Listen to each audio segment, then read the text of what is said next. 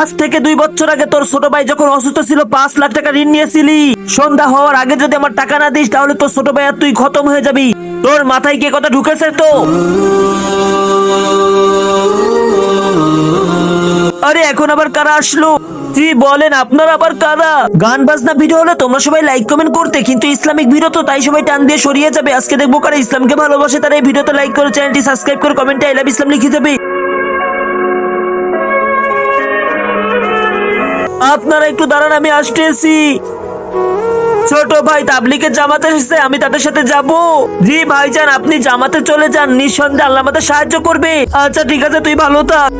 চলেন ভাইজান চলেন। ছোট ভাই, আমি যখন তাবলিগে গিয়েছিলাম ওই লোকেরা তো আসি নাই টাকা চাইতে। আরে ভাইজান, তুমি যেদিন তাবলিগে গিয়েছো সেই দিনই তো তুমি ওই লোকদেরকে টাকা দিয়ে দিয়েছিলে।